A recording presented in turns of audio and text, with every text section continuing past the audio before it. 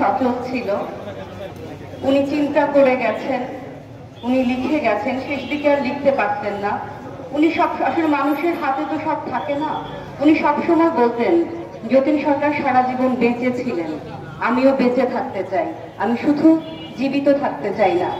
কিন্তু আসলে শেষ কয়েকটা মাস বাপুজি শুধু জীবিতই ছিলেন। আমাদের আসলে দুর্ভাগ্য, বাপুজি তার ইচ্ছাটা পূরণ করতে পারলেন না। তার বেঁচে থাকার ইচ্ছা ছিল, উনি শেষ কয়েক মাস সত্যিকার অর্থে বেঁচে ছিলেন না। তারপরে আমি আমার সাধ্যমতো চেষ্টা করে গেছি। গত 2.5 মাস ধরে আমি বাপুজিকে নিয়ে ঢাকা ময়মনসিং করেছি। আমি চেয়েছি বাপুজিকে সুস্থ করে নিয়ে আসতে, কিন্তু আসলে হয়নি। আমরা আসলে প্রকৃতির কাছে বাধা অনেক ক্ষেত্রেই।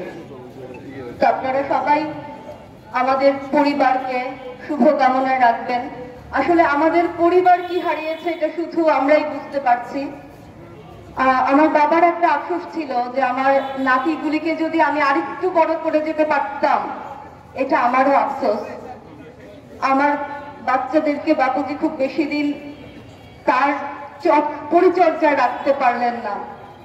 যাই হোক, আমরা চেষ্টা করে যাব। আমার বড় ছেলে যেরকম বলল যে আমরা চেতনায় বাবাকে ধারণ করব, তার আদর্শ, তার রাজনৈতিক মতাদর্শ, তার শিক্ষা, তার মানে সার্বিক অর্থে তার জীবন দর্শন যদি আমরা আমাদের চেতনায় ধারণ করতে পারি, তাহলেই তাকে আমাদের প্রকৃত শ্রদ্ধা জানানো হবে।